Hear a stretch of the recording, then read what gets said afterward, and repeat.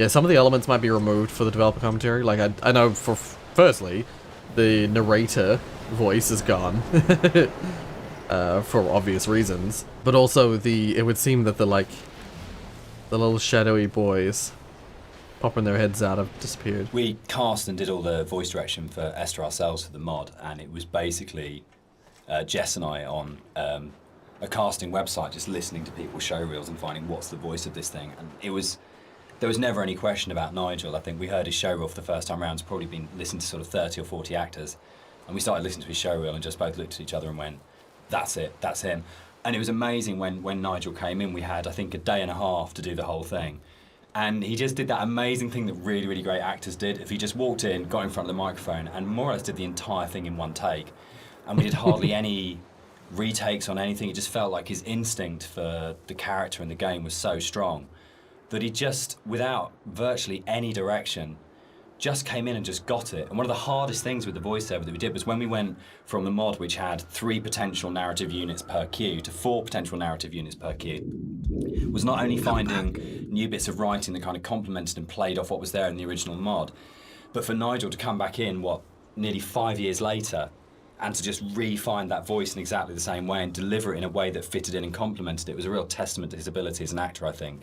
That apart from we had spent quite a lot of time trying to make the sound actually sound the same in terms of mic placement and things like that, but in terms of the actual delivery of those new monologues, you wouldn't know that was both written and acted sort of 4.5 years after the original thing was done. So the one person who's not in the room sort of today but deserves a huge amount of credit for how the game kind of eventually was delivered, but also I think in terms of how the game has lasted, a huge amount of respect needs to go to Nigel Carrington for his work on it. Yeah. Much like the narrator in like Stanley Parable, the narrator in this is like iconic. So this hole in the ground was kind of a difficult thing in some ways. It's a bit of a challenging aspect of the game. Because, in some ways, it kind of like, I think for me, we wanted to have this kind of this pit here, and I wanted the player to be able to actually go as close as possible and like look over the edge and you know, kind of have this feeling of dread and stuff. But the other issue that we faced was like, what happens if the player just jumps into the hole? Like we have no real death in the game. And from a design point of view, Dan, I mean, I don't know what you it was really hard because you know, it was a game where we couldn't let the player die. We didn't want to have respawns, but we had to handle the fact that there would be both accidents where the player would fall off a cliff or something, but also the deliberate urges of the player. You know, the first thing you're going to do is go, great, there's an ocean, how far out can I go? Or there's a cliff that's really high, can I jump off it? And how do you have death in a game where you can't have the player die? Because if the player starts breaking up the experience by dying and reloading, then you're in you start breaking the experience a lot. So yeah, I mean, we didn't want to also have like artificial boundaries, you know, where it's like an invisible wall. Like if you take a look through the game, you'll never see a place where you think you can get to, but you can't. There's always some kind of actual natural boundary or man-made boundary. So yeah, that was the other thing. We didn't really want to create this invisible wall around this thing. So it kind of the whole drove the way in which that sort of the very weird audio visual, probably one of the most dreamlike bits in the game, where if you do die and you get the kind of the heartbeat and the strange flashes of visuals. And I think in a lot of ways, if we hadn't had the hole there and we hadn't had a place where we go, right, players will jump in this hole, we have to start from that basis, they will throw themselves down this hole, it kind of gave us the impetus to really, really focus on it. And I think the stuff like the drowning deaths and the cliff deaths are strong because the hole was there, and I'm not sure if the hole hadn't been there, whether or not we'd have arrived at that way of handling it, which I'm really proud of. I think it's a really incredibly creative, interesting way of handling a player going out of bounds and of actually being able to reset the game when the player's basically done something you ideally wouldn't want them to do. Yeah, and I kind of think it fits well with the theme of the game as well, because you don't really know what's just happened. Yeah, it's not like you hear a death sound and then you kind of respawn. It's this kind of like very soft, very ambiguous change. You know? There was a point in the original mod where if you died, it would do the whole Half-Life major fracture detected. Yeah. It's always brought a really good tone to the game. Yeah.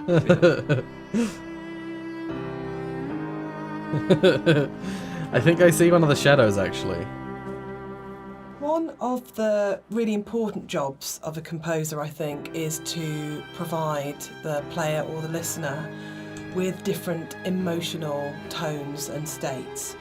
And up until this point in the game, the music has been very sparse, very intimate, and very isolating in a way. But the island is also a beautiful and magnificent place, and what I wanted to do at this point for the first time in the game is to create something that was really epic. So we go from that shift in scale where it's very intimate and small to suddenly realising that this is an extraordinary and magical place to be, as well as a difficult and quite sad and melancholic place to be. So the string players were instructed at this point to play with much more vibrato. Up until this point they've played in a very sort of Scottish style actually, no vibrato, very plain playing. But this was a really beautiful cue to write actually, because that has that scale. You suddenly realise that the island is really big, and you have this beautiful vista, and the music then shifts so the player can actually, just for a moment, I think, enjoy being where they are. Yeah, I think that's it. I saw it. Yeah, I was going to say, this is actually one of my favourite parts of the game. It's just where everything, all the elements kind of come together perfectly. You've got the music, which is just epic, as Jess has said. You've got the landscape, which is kind of like this big open space.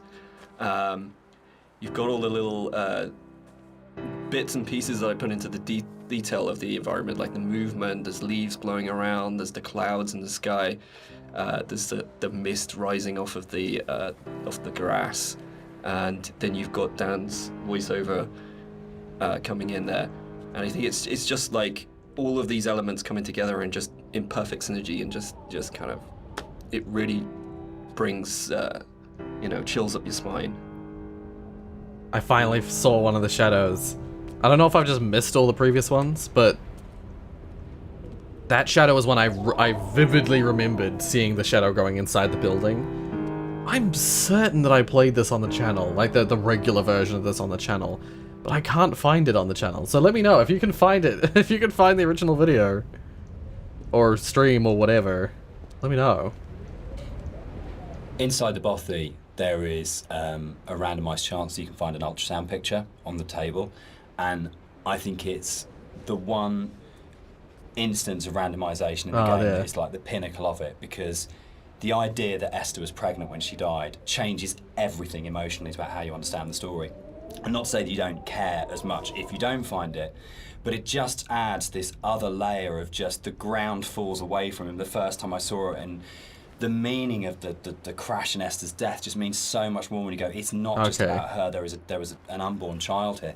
And I think that's where the randomisation just hits its absolute I think this is supposed to be a peak, disease cell. One tiny detail that may or may not be there, but if it's there, it's going to fundamentally change the way you feel about the entire thing. And that's the strength that the randomisation elements in Esther kind of provide, that you go, you're likely kind of feeling about the story and your understanding about the story can be changed so absolutely by the occurrence or not of one tiny little prop detail. And that's something which, those moments I think are what make it really, really special. So it's for me, it's almost like the most important prop in the game, because when it happens, it's so profound. Yeah, and it's again, it's just something that makes each playthrough more personal, I think. This is what I love reading about, people finding these things and going, holy shit, I've just found this one thing that's going to change it. That's changed my interpretation completely. Yeah, absolutely. It's interesting because I don't know that I knew that Esther was pregnant. I don't know if I ever knew that. So as you leave the bothy and the seagull takes off, that's the one jump scare in the game, which is kind of interesting, because when we made it, we kind of had to, we kind of called it a ghost story, but there was no intention really. We kind of wanted this dreamy, hallucinatory type thing. But when it came out, people started coming back and saying, this game's absolutely terrifying. I was really, really frightened. And that was really amazing. And I think it's because nothing happens. We're so trained in games to go, there's stimulus all the time, that if nothing happens, you're waiting for something to happen. Yeah, the And anticipation. I tend to go back to again and again the whole sequence in Dead Space 2 when you go back to the Ishimura, and it's like the best bit of Dead Space 2 because for what feels like hours, but it's probably only about 15 minutes, nothing happens and no necromorph comes at you, and it's absolutely terrifying because it's just this space and you're just left in it. So I think the bird here is really interesting because it can actually really, really make you jump. But It I did don't know if make that me was jump a part of little. why people were saying that the game was really scary, but it was a real surprise when people started coming back and saying, this is a frightening game. And I don't know how much of that is to do with the ideas in the game are frightening when you think about them, and how much of it is to do with just the emptiness and the lack of kind of things in the game make it a really quite stressful or quite frightening place. But it was a real surprise, I think, that sort of reaction from a lot of players when we shipped it. Yeah. And that's the thing. That's why I said at the start, like, there's mild horror elements. It's less horror because we've got the developer commentary on, but yeah, there are actually kind of spooky bits of this. And what he said actually is really interesting because, well, in my opinion, I really like talking about that kind of thing. Oh, I can see the edge of a texture. Oopsies. The games that do horror, in my opinion, the games that do horror right, or the best, not even right, there's no right or wrong, but in my opinion, the games that do horror the best are the games that understand anticipation, almost like anxiety, who understand that things are scary usually because of contrast. Something completely mundane can be horrifying, like a family member giving you a hug, or, you know, just saying, hey, can be horrifying. So one of the things that influenced the visuals if you're a lot in a was, silent room and you the don't tech know anyone else is limitations there. at the time, and also the kind of themes of the game. Like, tech-wise, we were never ever gonna kind of achieve photorealism, and I think that was a good thing. I mean, really, it made us sort of stretch out into other areas, and for me as an artist, it kind of made me think a little bit more creatively. I did a few tests at the beginning, and when I realized this wasn't possible, I kind of went back and I kind of did some research on different styles, and one of the ones that really struck me was this kind of impressionistic painterly style, where it's kind of like there's just enough shape and color there for you to form an image, but a lot of it is just your imagination. It's kind of like the believability of the environment is in your mind. So this is something that I really wanted to bring over into the game, and you'll see a lot of landscapes that kind of look very surreal, very kind of unreal, and that's mainly due to this impressionistic style. Right, yeah. By the way, I just realized it's been over an hour I've been recording. I'm just going to record the whole game, this whole developer commentary in one sitting. And however long it is, I'll just chop it up into pieces. So yeah, I hope you guys are enjoying this so far. I hope you're enjoying Dear Esther so far. Let's keep listening. We should probably talk about some of the inspirations behind it.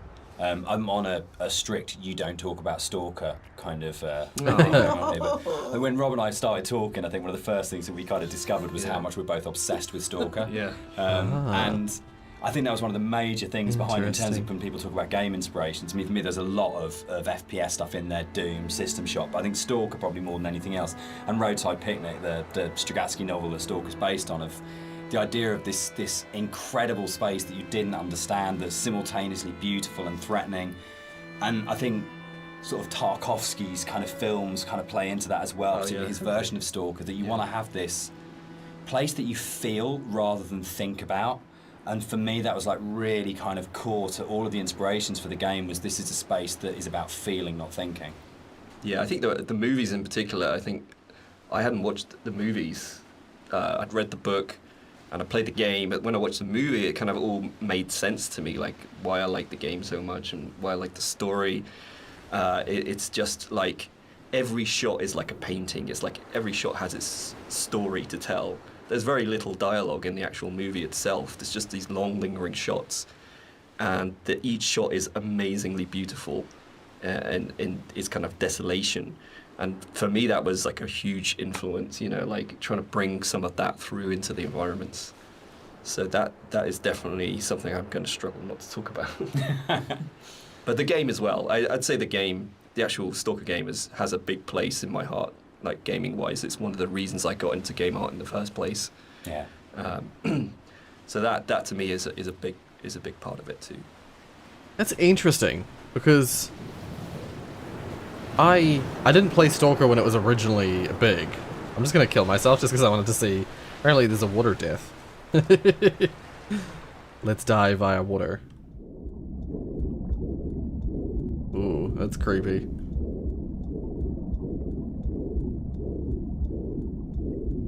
Come back. And that's creepy too. Oh, there we are. Got another achievement. I was hoping I would. So, what was I saying? Oh yeah, I didn't play Stalker when it was popular, but I did go back and play Stalker at some point. I'm not entirely sure where people... Like I had fun with it, but why was it so revolutionary? I don't know. Why did so many people latch on so strongly to that game? Because I don't fully understand. I don't fully understand. Like, I liked it. I enjoyed it. I had fun. But there are a lot of people who say, like, Stalker is, in their opinion, like, the best game that was ever made. And I'm just like, why? What makes them think that? Specifically about that game. I don't know. One of the more interesting and challenging things to do in the visual side of things is to kind of create an emotional connection with the player. With the music, it's very strong, and the dialogue can kind of help you to feel what the character's feeling, but to kind of really create an atmosphere and to create emotion, it's very difficult. So I designed a few things very subtly within the environment to kind of plant imagery into your mind and kind of make you feel certain things. With this shipwreck on the beach, you can kind of, like, if you look at it from certain angles, you get this real, like it's like a cross sticking up. It's this kind of semi-religious imagery, but it really kind of, it's not obvious, it's not in your face, it's just kind of like something that makes you feel like something you know.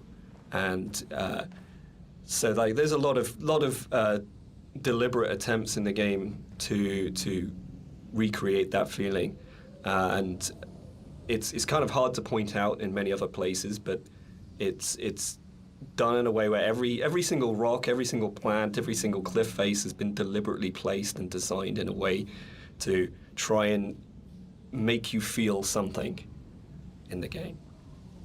Right. I struggle to believe every rock and every piece of grass, but I get what he's talking about. I get what he's meaning. This is another of my favourite bits in the game, where you come along the edge of the sort of gully and you find hundreds of books, and it's one of the first times where most explicitly there's the suggestion that nothing you're seeing is real, because there's just no way that this can exist, and it's a really amazing, uncanny moment. But it works, I think, for me, because you just go, I don't understand it, but it's lodged somewhere in my head, and I can't get rid of it, and I can't unsee this. And I think for me, like in terms of my influences from books, I mean, there's the obvious sort of stuff like with Burroughs, Cut Up and things like that going on. But it comes to the kind of books that I really love, that, like Roadside Picnic, or the other one by the Stragatskys as well, I absolutely love, is The Ugly Swans, that's just full of these images that you go, I don't understand, I literally have no idea what's going on here, but I can't shake it, it's just got its hooks in me. And I think more recently you've got books like Jeff Vandermeer's Annihilation does this so well, where nothing is understandable, but you feel the logic, but you can't understand the logic, but you feel like the logic's there. Get that. And that, I think, is a really powerful thing that games are so good at doing, of creating these things. And I think where a lot of game writing for me becomes kind of the wheels fall off it, is that they have these amazing ideas, and then suddenly there's this huge rush of going, right, we've developed this mythos and we've shown you all the tips of the iceberg, which are really interesting, but now we're just going to show you the whole iceberg. And actually, that's never that satisfactory as a player, because it robs the mystery. And I think the best game writing is those kind of moments where you go, I feel like there's something just outside the edge of my vision or just on the edge of my hearing, but it's the confidence to go, that's it, that's all you get, and the rest of it is up to your imagination. And I think it does loop back to games like Stalker. I think Skyrim at its best does it so well, where you just have these moments where you think, I want to know, but it's going to be down to my imagination to draw those things. And the player's imagination is the most powerful thing you've got in your design kit. There is nothing you can put on screen, there is nothing you can do with audio, there's nothing you can do with dialogue that will ever be as powerful as the player's own imagination. So if you oversell the idea and oversell the image, what you're actually doing is you're kind of not only robbing the player of the opportunity to invest in the game, but you're also fundamentally opting for a weaker tool than what the player can bring to the experience themselves. Yeah. I was mentioning before, games that do horror right are the ones who understand anticipation. There's an element of that. I always talk about Silent Hill, because that falls well into that category of what he was just saying as well, not just for the horror. Silent Hill is a game that has, like, in some playthroughs, like, in certain, like, for the first section, for the first whole, like, how long is it? For the first, like, half of Silent Hill 1, sorry, Silent Hill 3, first half of Silent Hill 3 has, how many enemies? I forget, there's a special ending you can get if you kill either enough enemies or not, or under a certain number of enemies. There are vast sections of Silent Hill where there are no enemies, but you're always in a state of fear because you always got that anticipation, that atmosphere, environment that makes you feel like there's always an enemy around every corner, even though there isn't. There never is. There almost never is. Along with that, the Silent Hill has that feeling of like there are rules and systems for the space that is Silent Hill, but unless you're very, very knowledgeable about the Silent Hill series and the lore and behind everything, you won't understand what the hell is going on. You won't understand entirely what the rules of the world are. But by leaving it kind of vague and mysterious, you fill in the blanks for yourself, and that's what makes Silent Hill so appealing and so interesting. One of the really important images in the game is the radio mast, and the soundscapes that I wrote for the game are really tied into this idea. So it's the concept of the tortured sounds that they're so broken down, they're so manipulated, and it really is supposed to represent the inner state of the protagonist at this point. It's that fractured understanding. So it kind of works on two levels, actually. We have the narrator who's trying to understand the journey that he's on, and we also have the audience's journey and their struggle for comprehension to understand what's going on in the game. So this distortion, this breaking down, this fragmented, kind of tortured sound really ties into the idea of the radio mast and that idea of communication, actually, that the game is trying to communicate something to you, the narrator's trying to tell you something, but it's so difficult to understand what that is. They set up the game to not... Yeah, I was going to say, that's impressive. I'm impressed with that. Because you slide down that hole, the game wouldn't load the next scene until the dialogue, until the developer commentary was finished. I'm impressed by that. I didn't mean to slide down so rapidly. I just meant to have like a peak.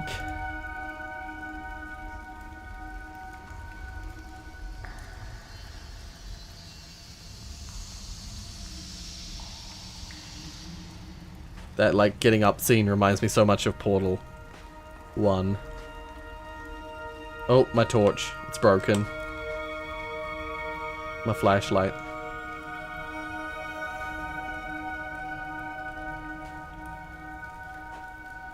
Yeah, this environment is amazing. I remember taking tons of photos, screenshots of the this. caves in the game are really interesting because it's a very tonal shift within the whole visual look of the game. It's kind of like this more organic, more surreal, dreamlike landscape compared to what you're used to before this point. It's we kind of used the visuals and this kind of unreal theme very subtly, but here it's kind of at the forefront, and it's, to me, has kind of been designed as this kind of journey through the inner self, through the body. Right. It's really designed to be a very different experience compared to the rest of the game. Yeah. I never really made that connection in my head about it being the journey of inside yourself, you know.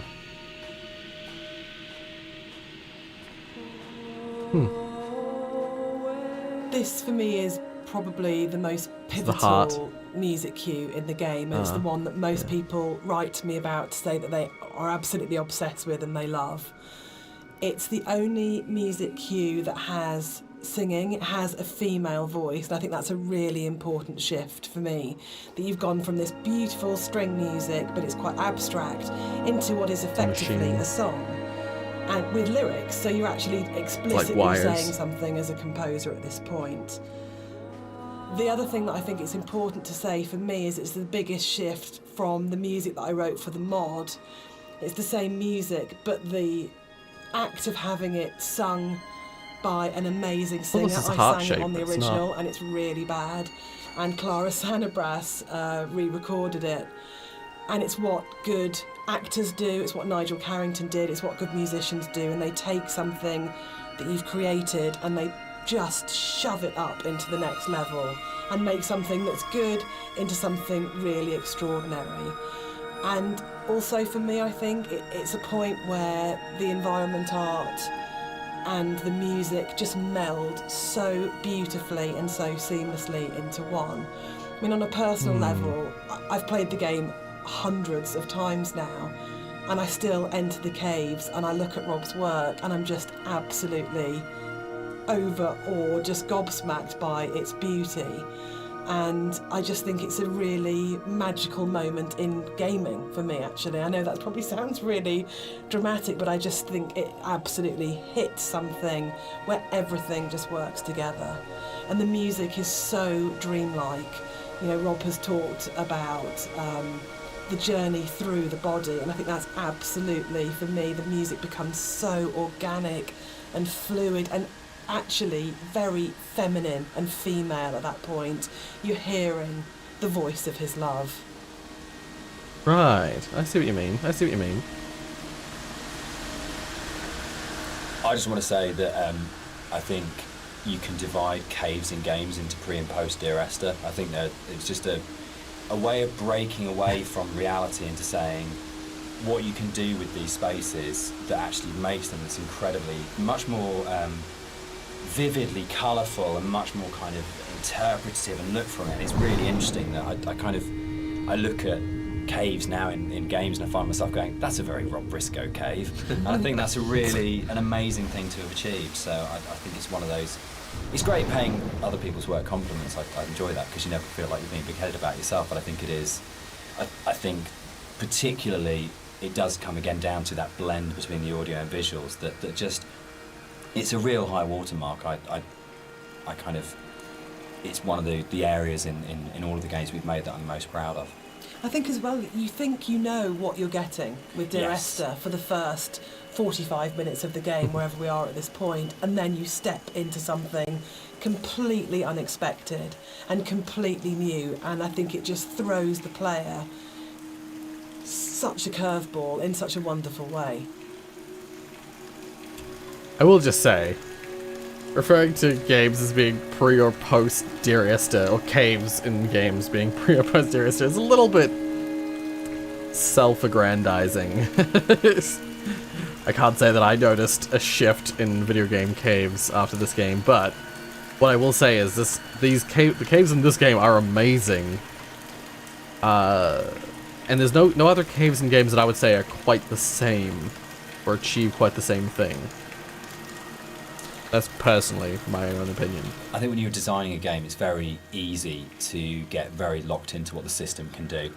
and you're trying to deal with all the different variations of things that if a player does this, then this, and we have to deal with the consequence here. And our lead designer, Andrew, and I talk about this all the time, about you might have an idea, but then how does this radiate out throughout the entire system? And you get very caught in the idea of what the system has to be and how robust the system has to be and this kind of thing. And I think what's really important as a sort of a designer, as a creative, is that understanding that actually the real game is happening in the player's head, and that the system can be whatever you want it to be, but if the game isn't running in the player's head as opposed to on the screen, then you're missing a trick. You're not letting the game be everything it could be. And I think the great thing about working with a game as simple as Esther in a way is that those sort of consequences of player interaction, there's not a huge number of them in the way that there might be with a very mechanically complex game. So you can really heavily focus on what is the game experience that's being played out within the player's sort of mind and heart at the moment. And there are other, sort of, I know this is a kind of a way of approaching game design that has become increasingly popular over the last few years, and that Journey was a really, really good example of that game company really focusing on what's the emotional experience of playing. Just played that. But I think, again, it's probably one of the reasons why Esther has lasted as long as it has done, because it's not a mechanical exercise, it's an exercise in trying to inspire you as a player to have the deepest experience and the deepest engagement, and to really run the game in your own head rather than being something that you're sitting 6 feet away from kind of interacting with. I hate interaction as a term for that. I think it becomes very cold and mechanical and systems driven, and really interaction is completely trivial and pointless if there isn't an emotional engagement with the player and you haven't moved it away from the screen and into the player's head. Right, yeah. Once again, this space is so surreal and odd, but like beautiful. I can't... I'm like stuck on that idea that there's people say there was influence in other games from this, because I don't feel like I've ever seen anything quite like this in any other game that I've played, cave-wise. I don't know. Anyway. What's really important to me is that Dear Esther started out as a Half-Life 2 mod, and if the Half-Life 2 modding community hadn't championed it and celebrated it and downloaded it a lot and talked about it and loved it, then it would never have been a game. So it's never really bothered me, the kind of is it a game conversation, because as far as I can see it, Dear Esther and like everything that's come after it that's been inspired by it, this was championed by Half-Life 2 modders, and they made it what it is. And so if you've made something that the real kind of hardcore of the hardcore, in terms of these are first-person shooter modders, have gone, this is really good and really special and we're behind this, then you've already got the support of a really amazing gaming community, and the fact that they championed it, we owe them a huge amount in terms of where we are. And I'm really proud to come out of that scene. I'm really proud to be a company and to be sitting here talking about a game that started life as a mod. Yeah, I think they're the ones that have really kind of like pushed us forward and given us the passion to be able to take it to a commercial level and give us the confidence to make us believe that there's an audience for this kind of thing. Right, yeah. And that's interesting, because what I'll say is that I recall back in like the Half-Life 2 era, like the modding community in Half-Life 2 was really cool. I really enjoyed like playing Half-Life 2 mods and like looking at Half-Life 2 stuff, maps, mods, whatever. And I always felt like people always appreciated all the different kinds of mods, and like whether they were hyper detailed or whether they were like simple but just fun. There was just a lot of there was a lot of goodness in the Half-Life 2 community, and I think there still is in the Half-Life 2 modding community. In my personal opinion, I've talked to a couple of people about this before, in my personal opinion, that community has been lost in later Valve games. I think, personally, Half-Life 2 was like the pinnacle of like community development, because it was, I can't remember what the hell the word is. It was like doable. This is a word that I meant to use there instead. It was something that people could do. Like anyone basically could just like pick it up and start learning it and start doing like mapping, modding, whatever. You could get a really high quality mod just like all by yourself. Or you could like make something really super fun all by yourself. Nowadays, like with the later versions of Source and with later games in the Source engine, emphasis has been put on certain aspects of those parts of the engines in such a way that a lot of the newer people, a lot of the smaller developers and stuff like that are almost like put off by trying to do something in it. I know from personal experience myself, especially with like the Portal games, but also with other like games like Left 4 Dead and stuff that with more graphical fidelity and more complexity. There's almost like an expectation of what is required for like development in those games that means that you don't get these interesting little creative developments. You don't get a mod that's just kind of fun with no other expectations. You don't just get a mod or a map that is beautiful with no like gameplay expectations. You don't get that variation. Half-Life 2 was like the foundation for so much, whereas the later games feel like there are specificities, and if you want to work on top of them, you have to be that level of specific. Otherwise, your mod or your game or whatever is considered not good. And that sucks. That really sucks in my opinion. But whatever the case, I'll shut up. Dear Esther was my first foray into writing music for games. And I actually approached it very traditionally, so more as a film score than a traditional interactive game music score. And what's really interesting for me is that the lack of interactivity in the music was never a problem for anybody that played the game. And that's a separate discussion, but there's a big schism between game music composers of how much the music should be following the player at all times in terms of interactive music. But one of the reasons I wanted to say something at this point was that this was my little first journey into thinking about how you write music for games rather than films. So I had this song that was a certain length, and Dan said, well, we don't know how long the player is going to take to traverse through that space. And I thought, oh no, he's right, and slightly panicked. So this was a very simple solution where the song was split in half, and then I wrote some drone music that could just play for as long as was needed as the player walked through the space, and then the second half of the song would seamlessly play. And it's very, very simple, but it's quite emblematic for me in terms of my career, because it was the first time that I had to think about the player. Because with film music, it's so simple. You know exactly what's going to happen when. But this concept of interactivity was so new for me. So I kind of look back at it fondly because it's quite a basic approach to, compared to something like Everybody's Gone to the Rapture, where that was an open world adventure where I had to really think about the player and their movement through the space. So I kind of look on this very fondly, this moment in the game. Right, yeah. Now, game music development is so much different from music for anything else. I don't know when the paper origami boats first came into things with Esther, really, but it felt like a really amazing metaphor of taking these letters and folding them into boats and then letting them leave the island, because at this point in the game, it's kind of the realisation is there that this isn't going to end well, and that the narrator is never leaving the island, and the idea that this kind of, again, the idea of communication, or the attempt or failing communication, or trying to speak through the coma, or whatever it is, however you want to interpret it.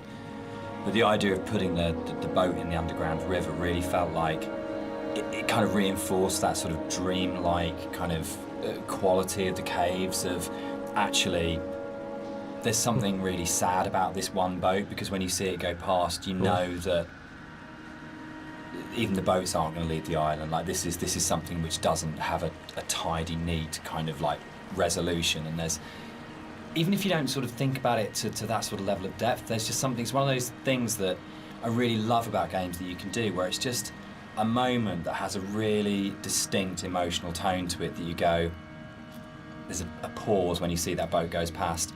I didn't see the boat. I just think it's something special you can do with kind of media like games. And I didn't even see a boat. There's a boat. There's a paper boat that goes down the river. God dang it. I don't think I've ever seen that before. I didn't know that was a thing in this. Oh dear. This was funny, is that I'm pretty sure my my absorbing of the game was pretty basic. I was just like walking through the space and like, oh, this is beautiful. Not like taking in all the emotional ramifications and stuff. Wait, if I go down here, is there anything, are there any nodes down here? Oh, Man of the Rocks achievement. What's that for? Walk 5,000 steps, I see. Okay. Oh.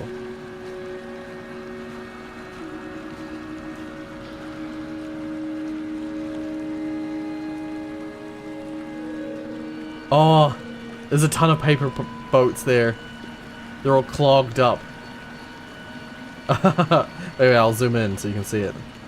See? There's like a ton of paper boats. All like gathered. Oh no. Oh no. If you don't know that reference, you've missed an episode of something. I forget what episode it was. Yeah, I can't say that I've ever noticed the paper boats going down the river here. But I'm glad that I had to look down the end there, because that, yeah, I get what he meant when he said, you know, when you realize that not even the paper boats are leaving the island. I feel like this game came out in an era where a lot of beautiful visual games were coming out. And, like, this is an era where I was taking screenshots all the time. That might be part of why I missed a bunch of the the narrative elements, because I just remember taking screenshot after screenshot after screenshot of this game because it was so beautiful, and I used it for backgrounds on my desktops and stuff like that back then. And another game that came out in the same era was Alice Madness Returns, which I was just thinking about earlier today because I just got in the results of the votes for what games you guys want to see me play. And Alice Madness Returns is a game that I want to return to at some point. But it's a long game. In a lot of ways, the caves were the hardest area of the game to time. actually write, because we knew we didn't want to have much voiceover in there. I think because of the strength of the music, and this goes right back to the original mod, we wanted that to be the voice and for it to be a chance for Esther to speak rather than the narrator.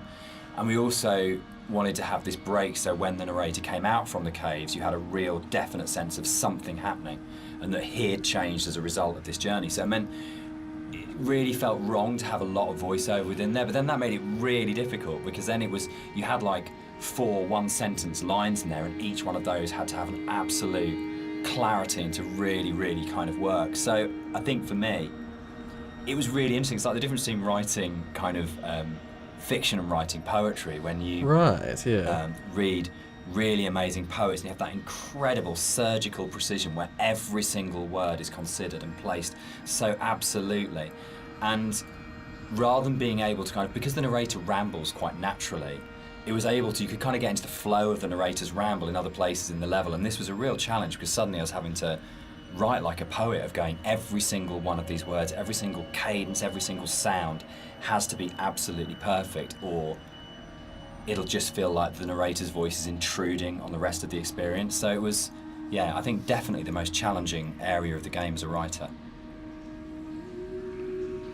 An interesting analogy there.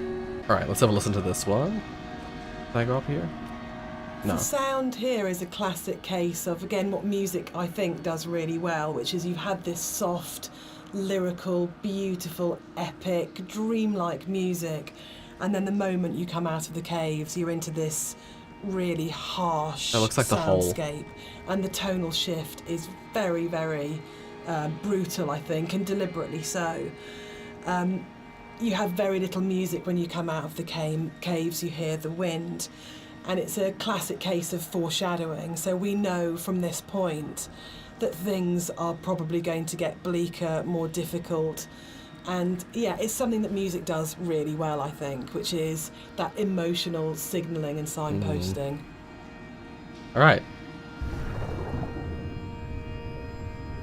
Oh, can I get back out, or is that it?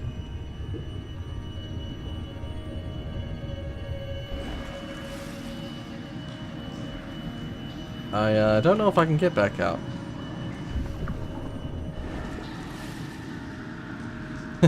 No, don't think so. There might be something down here that you can look at, but I don't know.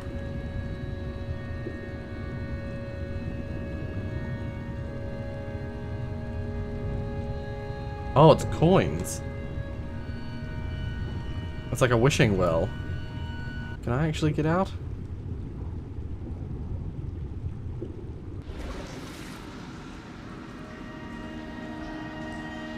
I think I can. Wait, no, maybe? I don't know. Oh, yeah. Okay, I just had to look up. I thought if I go in there I had to die to get out. So I was trying to drown myself, but then it wouldn't work. Behold, Damascus. No, what? Damascus or taken? Eh? This whole area moved, didn't it? The original mod, this was a Yeah. cave right at the beginning of the caves where Yeah. everything was written, and it moved to the back end of the level, and we have this long corridor that's full of these kind of it's the point of high madness, I think, in the game, isn't it? Yeah, it's kind of just where you feel like you're losing the plot completely, both like visually and auditory, and you know, it's kind of like this really frenetic moment for me. I think it's where you feel most that you're underneath a mountain, and you feel Yeah. the weight of that mountain, and just I loved the idea when we were, you know, putting through it of what would it actually take to do this, like to actually paint all these symbols and what is going on, and it really is quite an explicit kind of thing of madness of going, you would have to be insane or very, very disturbed to actually do this, and what is the process that this person's trying to work through, what they trying to achieve by this. And I think it really strengthened it, making it a crawl through a tunnel as opposed to just a static location. Yeah, I think it's the consistency and the coherence of the symbols is a lot more broken down as well. Like you see some symbols before like scattered around the environments, but at this point they're like right in your face, and they're kind of just, it's just total madness, you know. Any kind of meanings have been crossed over and confused, and you know, I think it really helps to bring the tension up at this point at a level as well. So you're kind of coming out of this dreamlike state a little bit. Yeah, you kind of know that you're getting towards the end of the serenity into something that's a bit more disturbed than that. Yeah. Yeah, I think... Oh, there's one under the water. I was gonna say... I think in my mind, the way I saw it was that... There's like, at this stage, there's like this confusing... Like, in that tunnel, it's like a confusion of machine, of like, wiring code. Sorry, wiring code. Wiring diagrams. Electrical diagrams. Like, chemistry, with the like, chemical structures and symbols, and then like disease or biology with like pieces of what look like cells, like some sort of disease cell or something. You can't see it above the water. That's funny. And it's almost like they're all like converging in a single point, as if they're almost like they're clashing. And that's, I guess I interpreted that as like, yeah, they said madness. I almost interpreted it as like the spiral, the deeper part of the spiral into oblivion, like almost like a rather than madness, more of like a loss of self. Whatever, same difference really. This is a bit more of a contentious one because we disagree on this one. I struggle with this. With the points in the caves where you duck above and below the water, and you have to have that transition of audio. And I love the audio on both sides of the surface tension of the water, but I really struggle with you breaking water because it's such a hard edge to the sound. And I don't think there's any other way around that. And you need to have those moments where you do go underwater because it's so important. But it's one of the areas that's never sat very comfortably with me because I feel like in a level which hasn't got a single edge in it. It's the one edge within it, and it breaks me. And that's why I think it's so successful, because you've been lured into this completely hallucinatory, dreamlike world, and then all of a sudden, Oh, as God. a player, you're literally gasping for breath. You're coming up for air. And I think when we're talking about that metaphor of the body, for me, it's so about birth, and it's about this coming through the water, and actually it's a moment of realization for me, but you're having to go back under again, and you're diving down. So for me, without wanting to sound incredibly pretentious, it's about the fight between the conscious and the subconscious, and that struggle. Booyah. There's actually a really interesting thing about that underwater section there, though, is that, I don't know if you remember, but you had a certain piece of music that plays when you're underwater, and to me, I really like that. It's kind of like, because at this point, it's kind of like a very calm, relaxed type of a journey, and you go on the water and it starts to break apart a little bit, and it's almost like, that kind of psychosis is still there. It's not complete bliss at this point, and it helps to build the atmosphere up to this final jump. So we're both saying that Dan's wrong? Yeah. Excellent. Yeah. That's good. That's the way it should be.